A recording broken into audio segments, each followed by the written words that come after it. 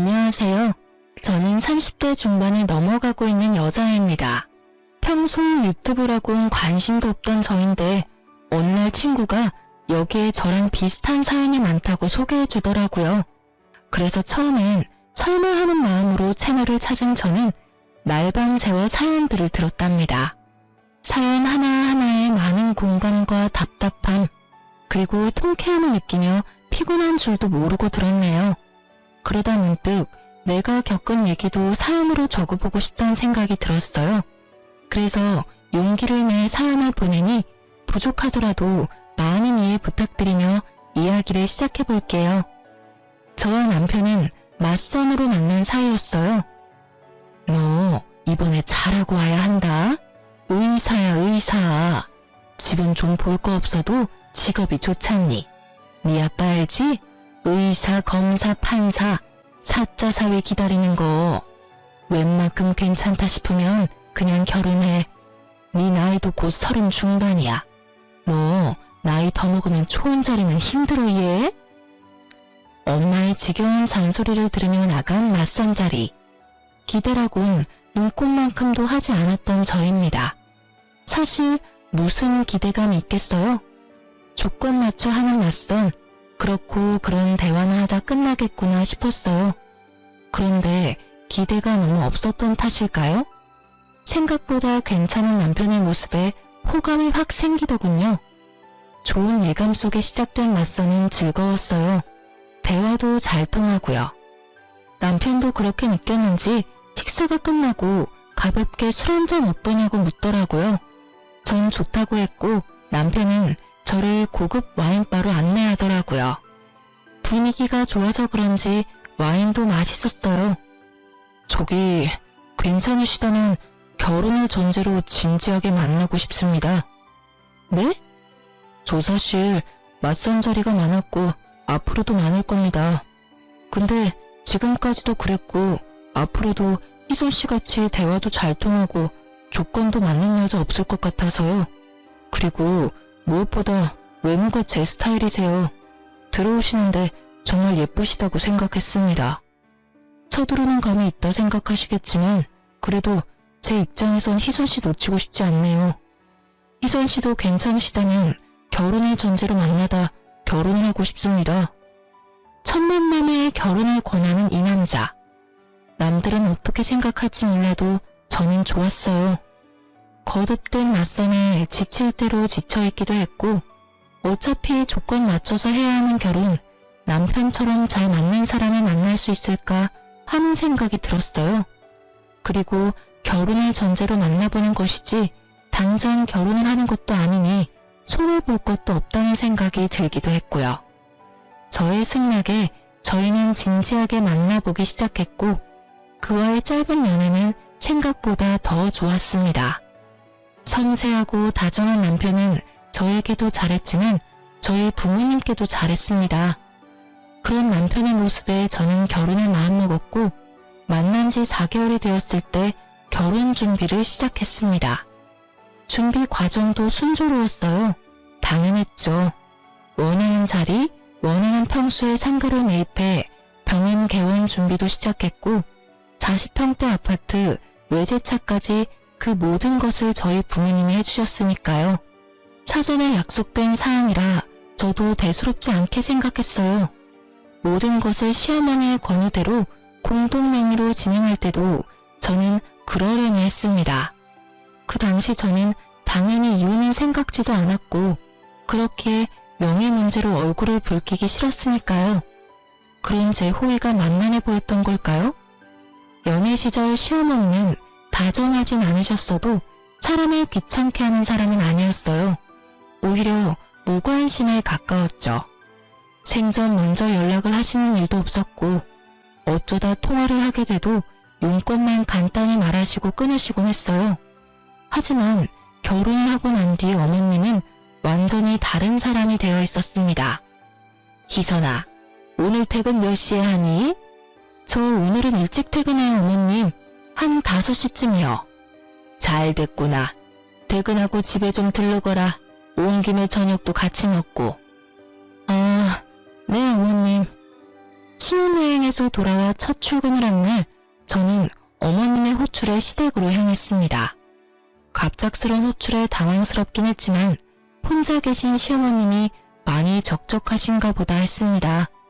시아버지는 남편이 어릴 때 돌아가셨고요. 어머님, 저 왔어요. 그래 왔니? 와서 이것 좀 거들어라. 저를 기다리고 있던 것은 거대한 대야에 담긴 이불 빨래였어요. 대야가 얼마나 큰지 거짓말 못해서 욕조만 하더군요. 순간 친정에서도 해보지 않은 이불 빨래를 왜 내가 해야 하지? 하는 생각이 스쳤지만 일단 왔으니 시키는 대로 해보자는 생각이 들었어요. 시어머니 혼자 낑낑대며 이불을 밟고 계시는 모습이 안쓰럽기도 했고요. 그렇게 이불 빨래를 마치고 집으로 돌아왔어요. 저녁까지 먹고 가시길 원하는 눈치였지만 힘들어서 밥은커녕 그저 눕고 싶은 마음뿐이었거든요. 집으로 돌아온 저는 땀범벅이 된 몸을 빨리 씻고 침대에 누워 쉬고 있었어요. 마침 퇴근하고 돌아온 남편이 죽어가는 저를 보고 깜짝 놀라선 다가왔어요. 여보, 어디 아파? 얼굴이 왜 그래? 아, 오늘 너무 힘들었어. 오랜만에 출근해서 그래? 그러게, 이제 어린이집은 그만두라니까. 저는 당시에 10년차 어린이집 선생님이었어요. 어릴 때부터 어린이집 선생님이 꿈이었던 터라 대학도 유아교육과를 졸업했고 처음 취업을 한 어린이집에서 쭉 아이들을 보살피고 있었어요. 저는 제 직업에 대한 자긍심이 강했고 이제 편히 쉬길 원하는 남편의 권유에도 불구하고 전 일을 하고 있었어요. 일은 몸에 익어서 힘들 것도 없어. 가끔 정신이 힘든 거지. 그럼? 지금 당신 얼굴에 핏기 하나 없이 창백해. 오늘 어머님 댁에 불려가서 이불 빨래 엄청나게 해서 그래. 한 3시간은 안 쉬고 빨래만 밟았어. 뭐? 남편은 당장이라도 시어머님께 전화라도 할 요량으로 휴대전화를 꺼내들었고 전 필사적으로 말렸어요. 뭐하게? 어머님께 전화하게? 전화해서 앞으로는 그러지 말라고 해야지. 아, 됐어. 당신이 그러면 내가 뭐가 돼? 괜히 힘들게 일하고 욕까지 듣게 만들지 말고 다리나 좀 만져주라, 응? 어디? 여기? 거기. 저도 고단했지만 마찬가지로 고단했을 남편이 밤늦게까지 제 다리를 주물러주는 모습을 보니 역시 결혼하길 잘했다고 생각했어요. 그 뒤로도 시어머니는 적게는 일주일에 1번, 많게는 일주일에 4번을 저를 불러 잔미를 시키더군요. 오로지 제 편인 남편이 있었지만 병원이 바빠지면서 코피까지 쏟으며 열심히 하는 남편에게 괜히 이런 일로 신경 쓰이게 만들고 싶지 않았어요. 그래서 저는 시댁으로 도우미를 불러들였어요. 나이 많으신 어머님이 스스로 하셔라 말할 수도 없는 노릇이고 그렇다고 저도 더는 식모짓을 하기 싫으니 어쩌겠어요. 그냥 일주일에 3번 일단 한 달 방문으로 예약하고 결제까지 끝내버렸어요. 이선아, 고맙다. 내가 며느리 덕분에 이런 호강을 다 누려보는구나. 집에 먼지 한 톨 없이 반짝반짝 아주 모델하우스가 다름없구나. 마음에 드신다니 다행이에요. 그럼 아범 시간 빌 때 한번 찾아뵐게요. 시어머님 반응도 나쁘지 않았고요.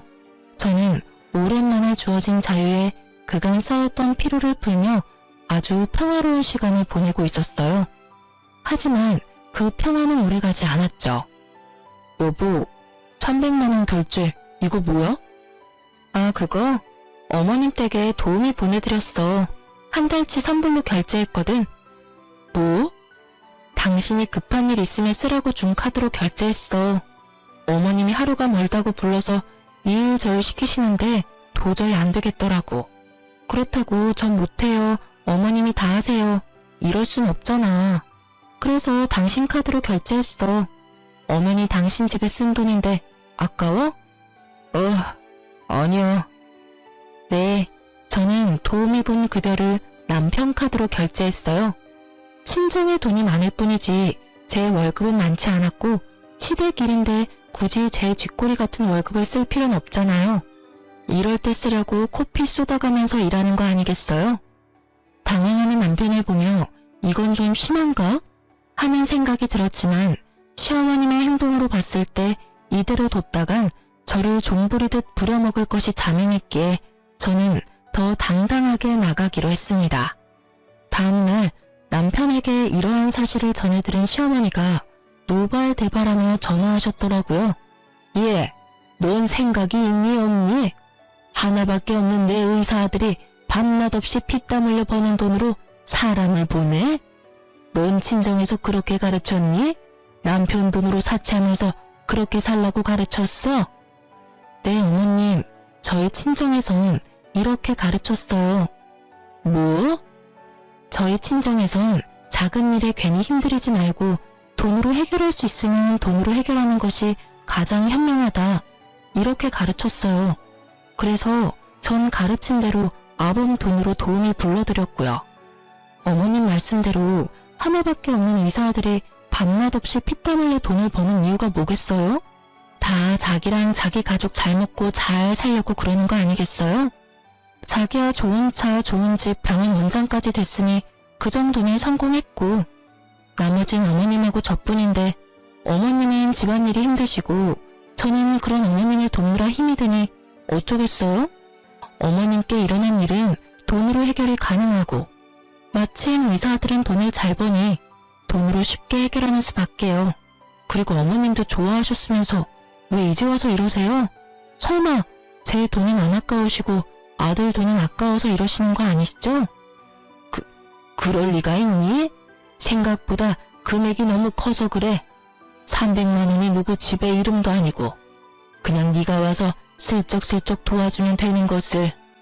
어머님, 슬쩍슬쩍 아니고요. 저 진짜 힘들었어요. 어머님도 힘드셔서 저 부르셨으면서. 이왕 결제한 거니까 그냥 이번 달은 즐기시고요. 정 부담 드시면 다음 달부턴 일주일에 한 번만 오시는 걸로 할게요. 아니다. 다음 달부턴 부르지 말어. 지금 오는 것도 당장 그만 오게 해라.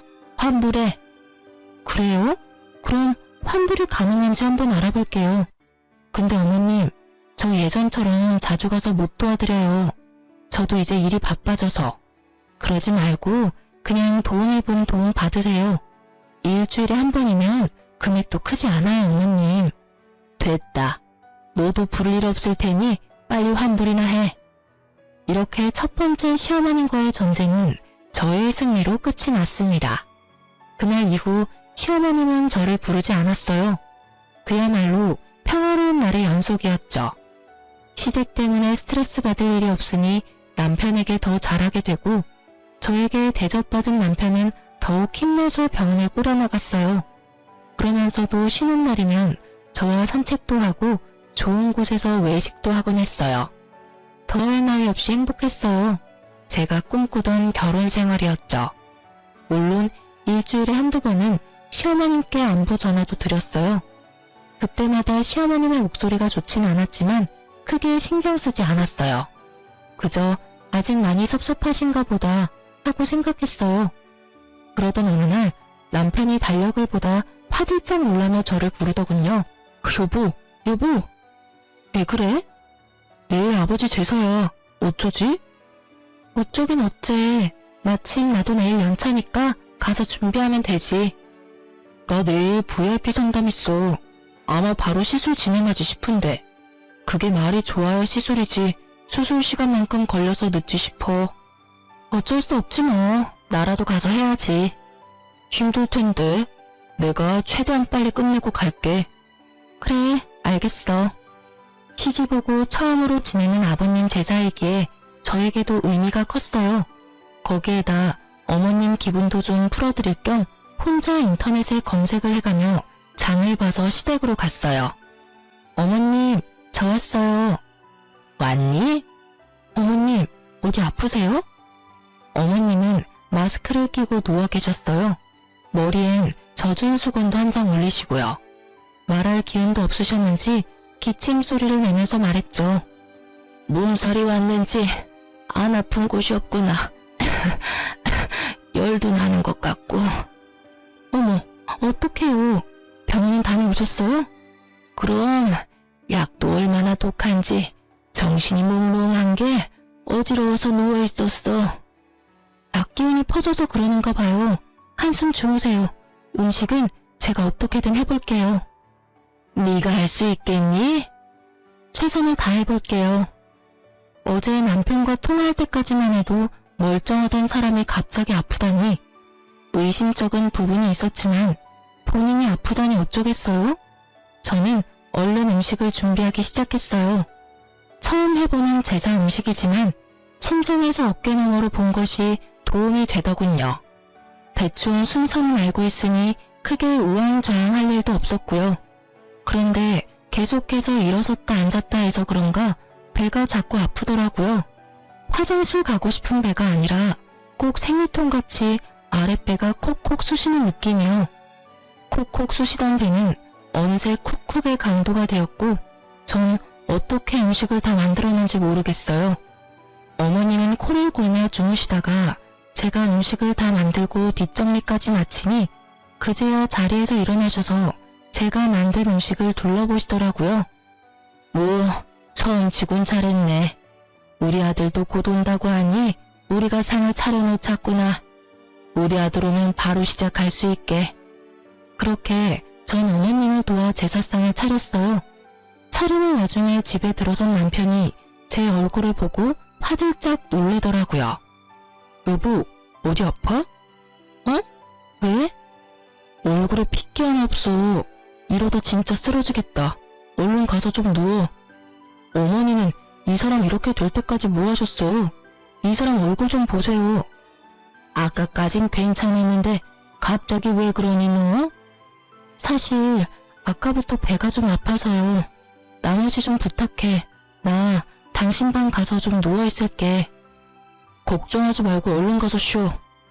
저는 시어머님의 궁시렁대는 소리가 들려왔지만 그 말에 신경 쓸 겨를이 없었어요. 점점 고통이 심해지고 있었거든요. 전 총각된 남편이 쓰던 방으로 가 침대에 몸을 뉘었어요. 곧 괜찮아지겠지 했던 고통은 점점 심해지고 견딜 수 없는 고통에 앓는 소리가 입 밖으로 절로 튀어나오더라고요. 어느새 제사를 끝낸 남편이 제 곁으로 와서 걱정스러운 눈빛으로 저를 보고 있었어요. 여보, 괜찮아? 아니, 안 괜찮아. 다 끝났지? 얼른 병원 가자. 나 진짜 죽을 것만 같아.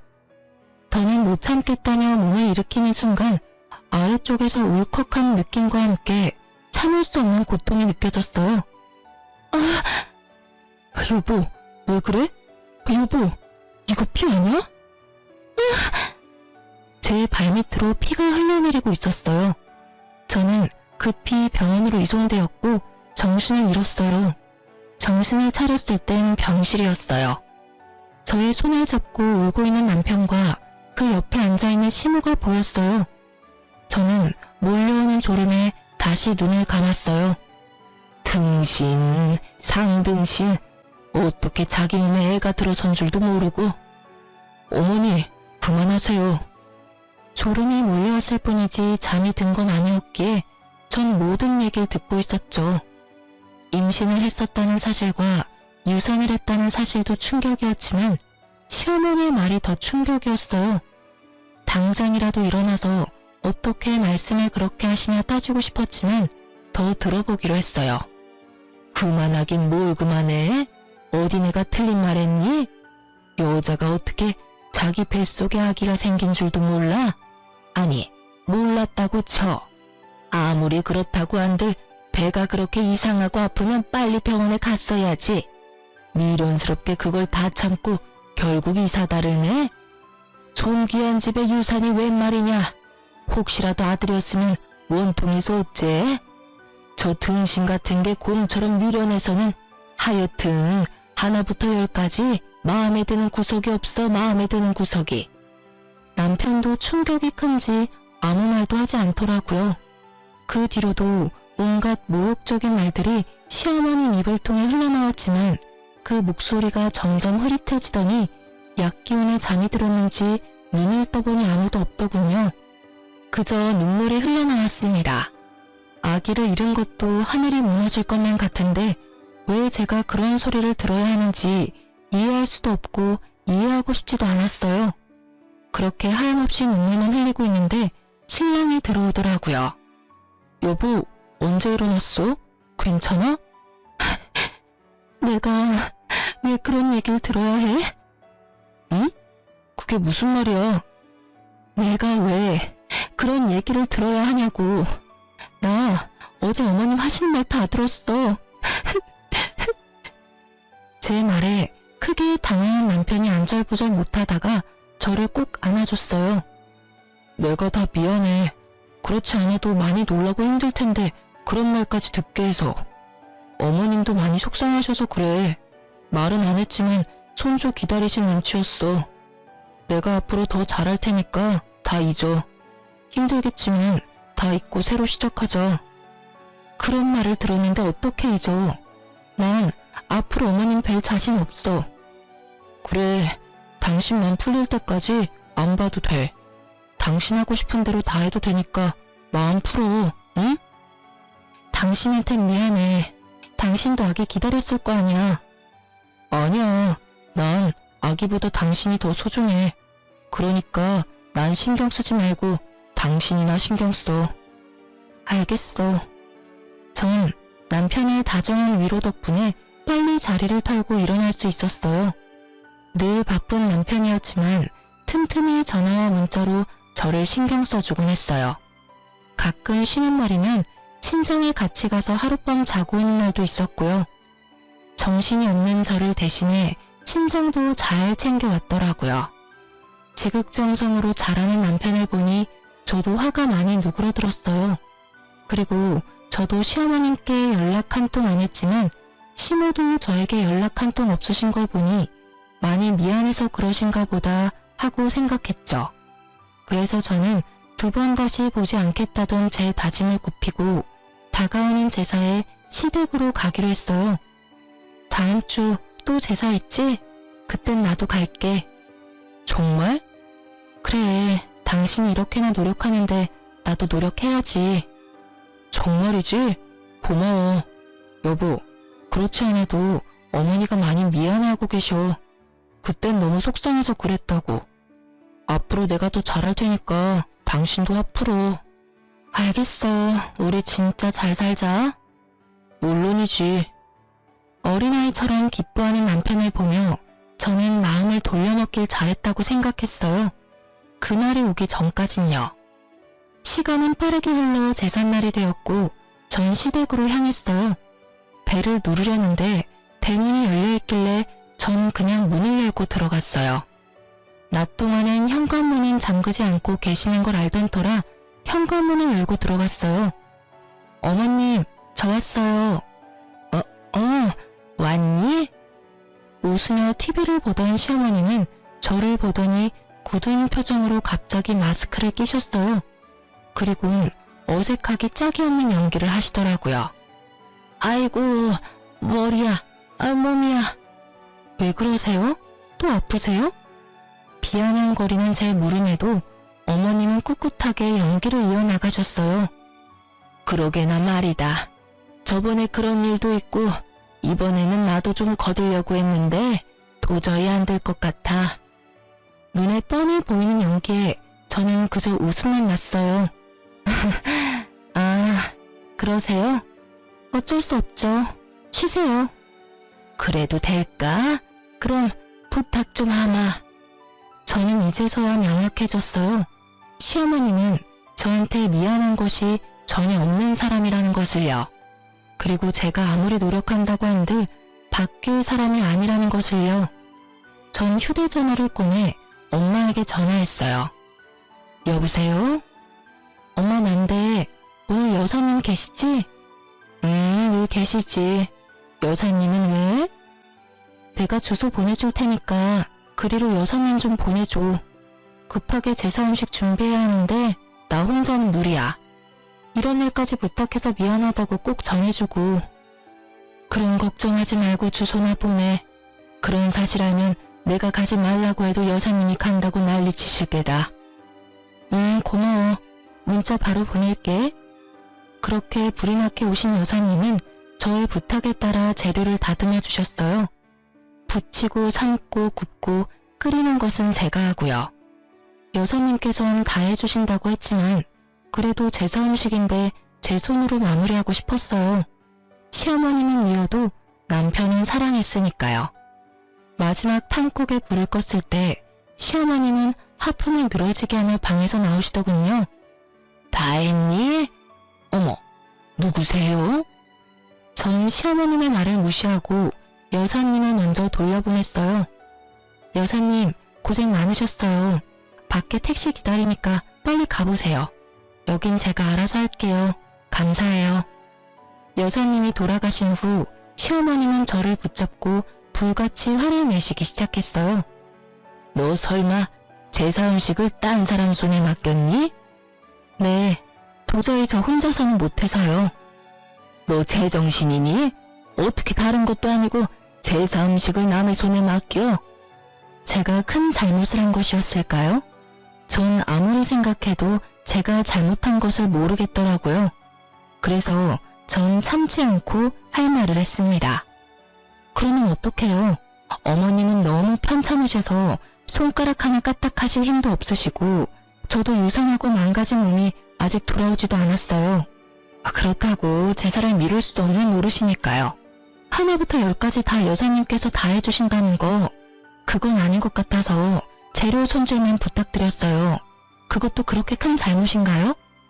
밉다고 하니까 미운 짓만 골라서 하는구나. 막말로 아까 그 아줌마가 재료만 손질해줬는지 아닌지 내가 어떻게 아니? 그리고 유산한 게 자랑이니? 그리고 유산을 왜 하니 도대체? 유산을 왜 하냐니? 어머님, 진짜 모르셔서 하시는 말씀이세요? 그래? 난 정말 모르겠구나. 네가 무리했다면 뭐 얼마나 했다고. 말이 나왔으니까 하는 말인데 우리 때는 그보다 더한 일하고도 애만 잘 나왔다. 너 몸에 무슨 문제라도 있는 거 아니니? 아니지. 몸보다는 머리에 문제가 있을 수도 있겠구나. 그러니까 애가 떨어지는데도 모르고 등신같이 그러고 있지. 부하하니 가정교육도 엉망에다가 직업도 별로야. 그렇다고 성격이 좋아서 고분고분한 맛이라도 있길 하나. 넌 무슨 자신감으로 우리 아들같이 잘난 의사한테 시집왔니? 애초에 너같이 멍청한 애랑 잘난 우리 아들이랑 결혼시키는 것도 아니었는데. 누굴 탓하겠니? 내가 맘이 너무 약해서 너 같은 걸 며느리라고 참고 산다 살아. 시어머님 말씀을 듣고 있자니 어이없어 웃음만 나오더라고요. 무슨 부귀영화를 누리겠다고 아직 좋지도 않은 몸을 이끌고 와서 여사님께 민폐까지 끼쳐가는 음식을 해댔는지 참 시어머님 말처럼 제가 등신이었더라고요. 그래서 전 더는 등신같이 굴지 않기 위해 제가 만든 음식을 큰 통에 다 담았어요. 너 뭐하니? 어머님 말씀대로 제가 참 등신이었네요. 그래서 이제 그렇게 안 살려고요. 이 음식은 제가 다 가져갈게요. 어머님 말씀대로 누가 만들었는지 알지도 못하는 음식 제사상에 올릴 수 없잖아요.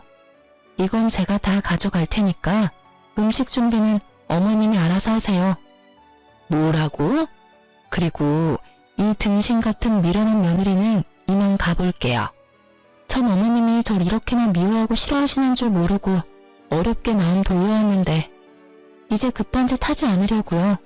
앞으로는 무슨 일이 있어도 찾아오는 일 없을 테니 저한테 연락하지 마세요. 그럼 가볼게요. 저는 그 길로 시댁에서 나와버렸습니다. 뒷좌석에 음식을 싣고 시동을 걸려는 순간 남편에게 전화가 왔어요. 응, 여보, 어쩌지? 나 오늘 못 갈 것 같아. 응? 당신 할아버지 제사인데 당신이 못 오면 어째? 나 오늘 중요한 VIP 수술 있는데 깜빡했지 뭐야? 어쩌지? 나도 지금 어머님이랑 한바탕 하고 나오는 길이란 말이야. 나도 모르겠으니까 어머님께 전화해. 전화를 끊은 저는 친정으로 가려다 집으로 향했어요. 남편도 못 온다고 하니 간소하게라도 제사를 지내려고요.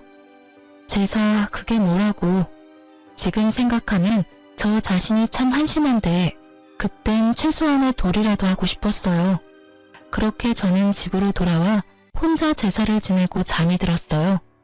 아침에 일어나 보니 당연히 옆에서 자고 있어야 할 남편이 없더라고요. 휴대전화를 확인하니 남편에게 문자가 와 있었어요. 나 수술 이제 끝나서 병원에서 잠시 눈 붙이고 바로 진료 시작하려고. 미안해. 문자 온 시간을 보니 새벽 4시가 넘은 시간. 밤새워 고생했을 남편을 생각하니 안쓰럽더군요. 참 바보 같은 생각이었죠. 왜 의심조차 하지 않았을까요? 아무리 개인 병원이고 VIP 손님이더라도 성형외과에서 그 시간까지 수술할 리가 없는데. 하여튼 전 고생하는 남편을 위해 몸에 좋다는 걸 구해다 열심히도 챙겨 먹였어요. 유산 이후 쉬던 터라 시간이 많기도 했고 시어머니와 그렇게 끝내버린 것이 남편에게 내심 미안하기도 했거든요. 그런데 남편은 점점 바빠졌고 외박하는 날이 잦아졌어요. 여보, 왜 이렇게 외박이 잦아? 아, 우리 병원 이제 야간 근무도 해. 이게 보니까 야간에 시술을 원하는 환자가 많더라고. 미리 말한다는 게 정신이 없어서 깜빡했네. 미안해. 아, 그렇구나. 우리 여보가 고생이 많네. 어머님 일은 됐어. 당신은 이제 어머니한테 신경 쓰지 마. 두 사람 만났다면 싸우니까 나도 곤란하고 힘들었는데 차라리 잘 됐다고 생각하자. 그냥 당신은 당신 몸 잘 추스르고 친정에 신경 더 써드려. 응, 알겠어. 오늘도 늦어? 아마 못 들어올 거야. 페이닥터라도 구하고 싶은데 아직 그 정도까진 무리라서 한동안은 내가 다 해야 할 것 같아. 고생해.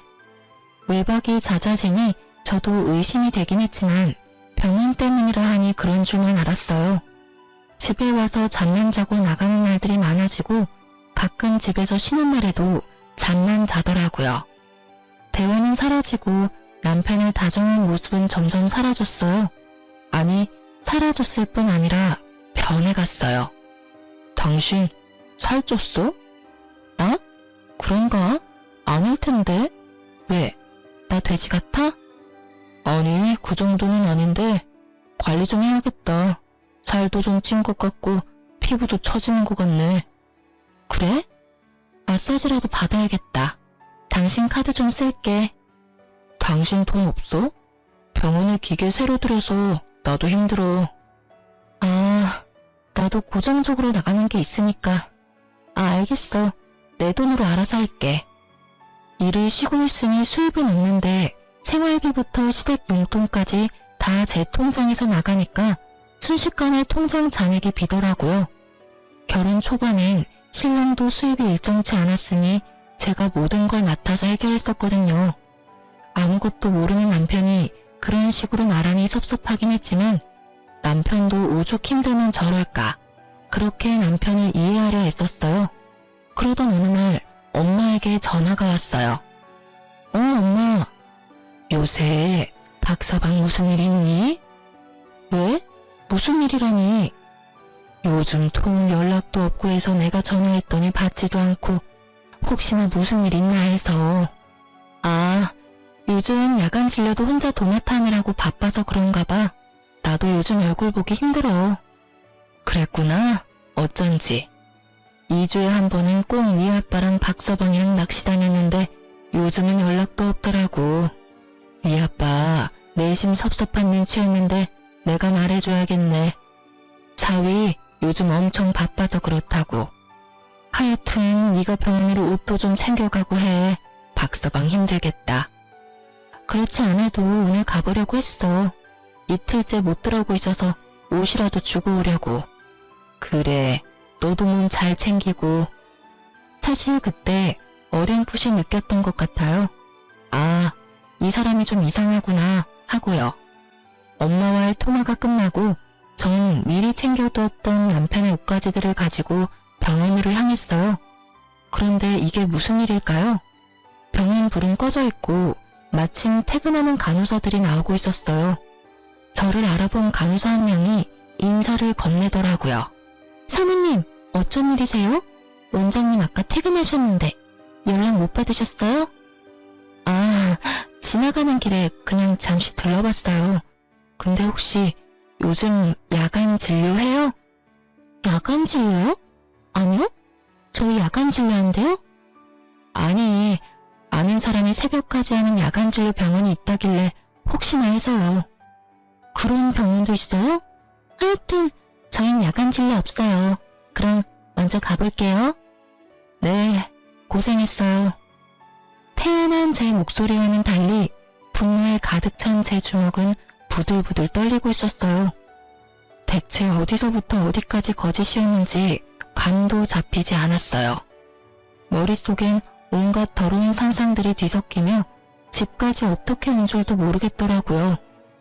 그저 정신을 차려보니 남편은 침대에서 자고 있고 전 남편의 휴대전화를 보고 있었어요. 다행히 비밀번호는 바뀌지 않았더라고요.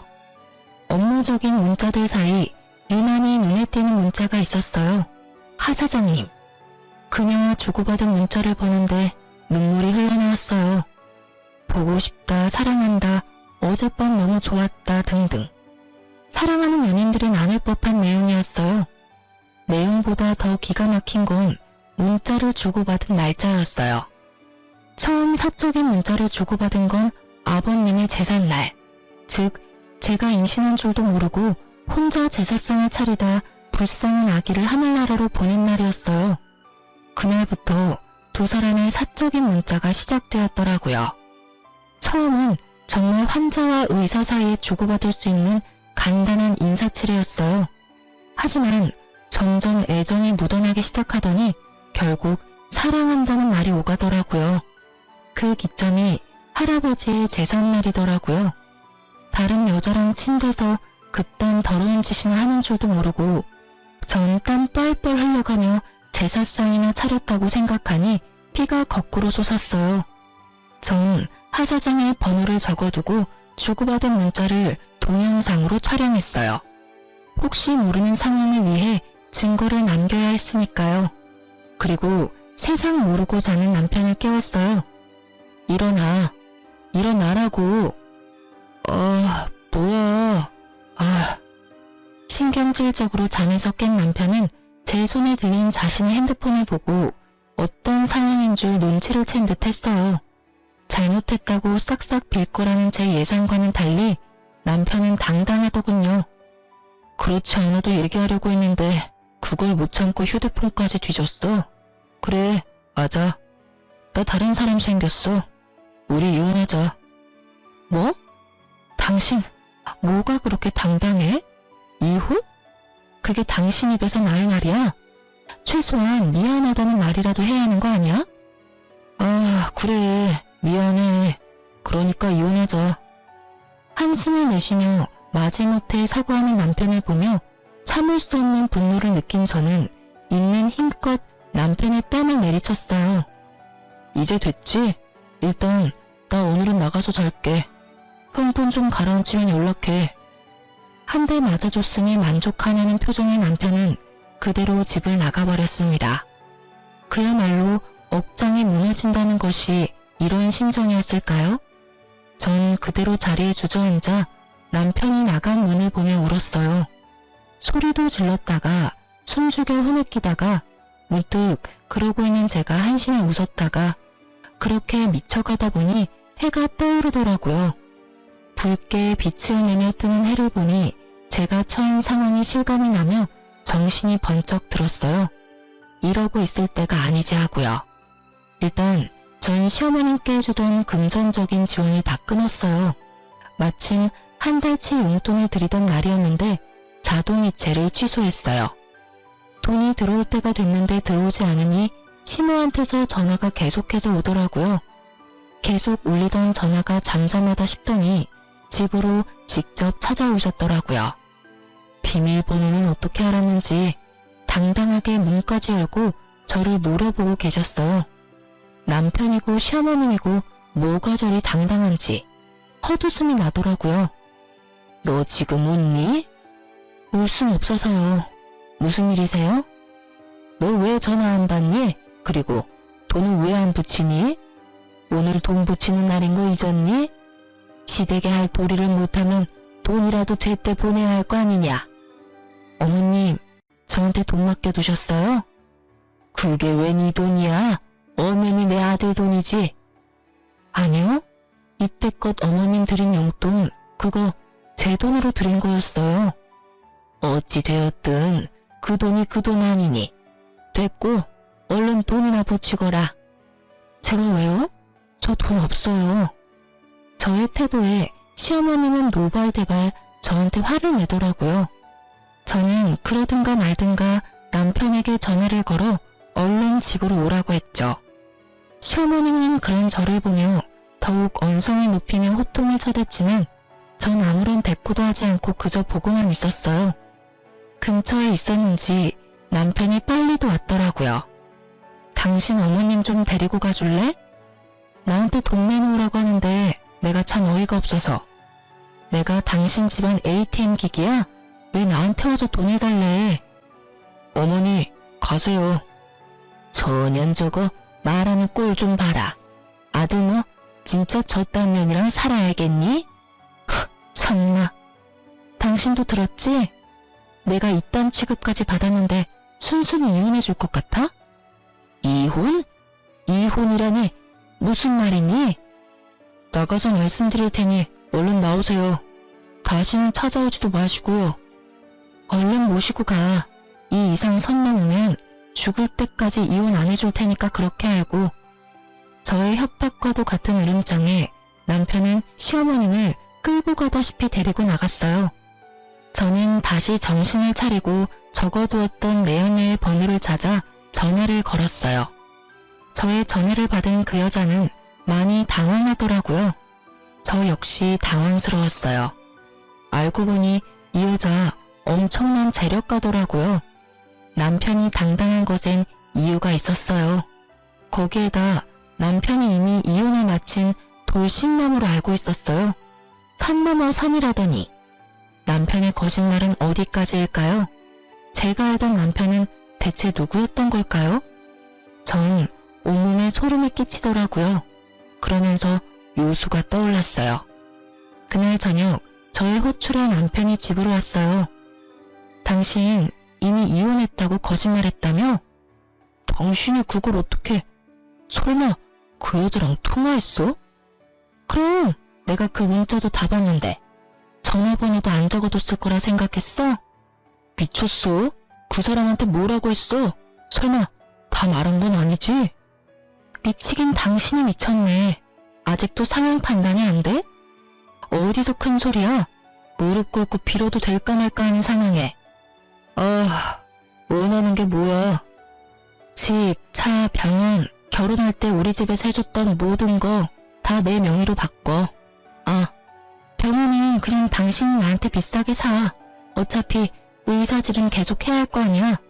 그리고 위자료도 내놔. 이때까지 내가 당신 집에 지원했던 생활비까지 다 포함해서. 뭐? 그 여자도 돈 많은 것 같은데? 괜한 작은 거에 미련 가지다 큰 거 놓치지 말고 그냥 다 내려놓고 그 여자한테로 가. 따져보면 손해보는 짓은 아닐 텐데. 진짜 그렇게 해주면 이혼해 줄 거야? 그래, 그까짓 이혼해 줄 테니 내가 원하는 대로 다 해. 그래, 알겠어. 남편이 돌아간 후 저는 기쁨을 주체할 수가 없었어요. 남편의 외도를 알게 된 후 변호사 친구와 만나 상담을 했었어요. 변호사 친구의 말이 위자료는 당연히 받을 수 있는 상황이지만 나머지는 힘들다고 했었거든요. 집, 차, 병원 등 공동 명의인 것이 문제였어요. 하지만 전 단 1원도 주고 싶지 않았고 뾰족한 방법이 없었는데 이렇게 쉽게 일이 풀리다니. 마음은 많이 아팠지만 저런 남자와 빨리 이혼하게 된 것도 재산도 다 찾아올 수 있게 된 것도 하늘이 돕는다고 생각하니 웃음이 나더라고요. 그렇게 저의 이혼은 척척 빠르게 진행되었습니다. 유예기간 한 달 동안 전 저보다 더 속상해하시는 부모님을 모시고 여행도 다녀오고 바쁘게 지냈어요. 드디어 기다리고 기다리던 이혼 의사 확인서를 받아 구청에 제출하고 비로소 이혼이 확정되었어요. 이렇게 끝일까요? 아닙니다. 저는 친구에게 전화를 걸어 저의 마지막 복수를 향해 약속 장소로 향했습니다. 약속 장소에 도착하니 제 친구와 결혼을 약속한 남자가 함께 있더라고요. 저는 오랜만에 한껏 꾸민 모습을 뽐내며 친구 커플의 맞은편에 앉았어요. 그리고 천천히 고개를 들어 친구와 친구의 예비 신랑을 보았어요. 당신 어떻게... 자기야, 희선이랑 아는 사이야? 그래요. 친구의 예비 신랑은 저와 오늘 이혼한 저의 전 남편이었어요. 귀신이라도 본 사람처럼 얼굴이 백지장이 된 전 남편과 그런 전 남편을 보며 웃고 있는 친구와 나. 그 짜릿함이 아직도 생생하네요. 어떻게 된 일이냐고요? 내연 영화의 통화를 위해 전화를 건 저는 전화번호의 주인이 제 친구라는 것을 알게 됐어요. 그러면서 며칠 전 친구가 사랑하는 남자가 생겼다고 돌싱인데 너무 좋은 사람이라며 결혼하고 싶다고 했던 말이 떠올랐어요. 모든 사실을 안 저는 친구와 통화를 하며 모든 사실을 말해주었고 저희 두 사람은 남편에게 복수하기 위해 계획을 세웠던 거죠. 아니, 아는 사람이랑 많이 닮아서 처음 뵙겠습니다. 어색한 연기를 선보이며 애써 상황을 모면해보려는 전 남편을 보며 저는 소리내서 웃었고 친구는 와인잔에 술을 가득 담아 전 남편의 머리 위에 주르륵 부어버렸어요. 저기요, 이게 무슨 짓이야? 처음 뵙겠습니다. 웃기고 있네. 너 나한테 사기친 거야. 알고는 있니? 확 신고하려다가 그러기엔 내 시간이 아까워서 이 정도로 하고 끝내는 거니까 다시는 희선이나 내 앞에 얼쩡거리지 마. 알겠어? 친구의 말에 전 남편이 상황 판단이 다른 듯 무슨 말을 하려 했지만 제 친구는 그럴 틈을 주지 않았죠. 뭐하고 있어? 얼른 안 꺼져? 지금이라도 신고해줄까? 친구의 협박에 전 남편은 서둘러 자리를 피하더군요. 걸음아 나 살려라 하고 도망치는 꼴이 얼마나 통쾌하던지 얼마나 크게 웃었나 몰라요. 그렇게 저와 제 친구는 인생을 다 말아먹을 뻔했던 똥차를 보내고 잘 살고 있어요. 어느 날 병원 근처에 볼 일이 있어 지나치는데 간판을 내리고 있더라고요. 무슨 일인가 물어보니 망했더라고요. 뭐 무리하게 대출을 받아서 빚에 허덕이다 결국 빚쟁이 신세가 됐다나 뭐라나. 조건 따져 머리 쓰더니 딱 어울리는 엔딩이다 생각했어요. 그리고 한 달쯤 지났을까요? 부모님 댁에서 밥을 먹고 있는데 전 신우와 전 남편이 거짓골을 하고 찾아왔더라고요. 집에 손님도 있고 해서 그냥 무시했는데 도무지 돌아갈 생각이 없어 보였어요. 가지가지 한다고 쉴 새 없이 배를 누르고 소리를 지르고 난리를 치는 통에 어쩔 수 없이 문을 열어줬어요. 두 사람은 부모님을 보자마자 무릎을 꿇고 빌기 시작했어요. 장인어른, 장모님, 제가 정말 잘못했습니다. 제발 희선이 마음 한 번만 돌려주십시오. 제가 앞으로 진짜 잘하겠습니다. 그래요, 사돈. 사람 인연이 그리 쉽게 끊어진답니까? 부디 넓은 마음으로 한 번만 용서하고 넘어가 주세요. 저도 제 아들도 반성 많이 해... 뭐? 손이 발이 되게 빌던 전 시무는 친정에 와 있던 저를 보곤 말을 멈추더라고요. 이윽고 제 옆에 서 있던 남자를 보고선 눈이 뒤집혀서 순식간에 저에게 달려와 제 머리카락을 휘어잡았어요. 그리곤 인정사정 없이 흔들었어요. 야 이년아, 그럼 그렇지. 바람은 네가 펴놓고 누구한테 덮어 씌워? 막장의 끝을 보여주는 시어머님을 멈춰 세운 건 다름 아닌 집에 와 있는 손님, 변호사 친구였어요. 친구는 시어머님을 제지하고선 바로 경찰에 신고했어요. 그리고 바로 고소까지 진행했어요. 생각 같아서 합의고 뭐고 해주고 싶지 않았지만 하루가 멀다고 찾아오는 전 남편 때문에 다시는 찾아오지 않는다는 각서를 받고 합의를 해줬네요. 그렇게 정말 지긋지긋했던 전 남편과 시댁과의 인연이 끝이 났어요. 그리고 전 행복하게 잘 살고 있답니다. 내년에 사랑스러운 아기 엄마가 될 예정이에요. 이혼부터 옆에서 도와주었던 변호사 친구와 가깝게 지내다 시어머니네 사건 덕분에 그 친구가 도저히 안 되겠다며 제 옆에서 저를 지켜주겠다고 하더군요. 저는 시간을 두고 지켜보겠다고 했고, 그러던 와중 아기가 찾아와 급하게 결혼했네요. 물론 아기 때문에 결혼한 건 아니고요. 지금은 제가 오래 일했던 어린이집을 인수해 잘 운영해 나가며 지내고 있어요. 개념 상실이었던 전 시댁과는 달리 저를 정말 친딸처럼 아껴주시는 시부모님의 보살핌을 받으면서요. 오늘도 맛있는 거 사주신다고 하셔서 마무리하고 나가보려고 합니다. 제 사연에 답답하기도 하셨겠지만 이만하면 꽤 통쾌한 복수 아닐까요? 여러분께 시원한 사이다가 되었길 바라면서 이만 마무리할게요. 긴 제 사연 들어주셔서 정말 감사합니다.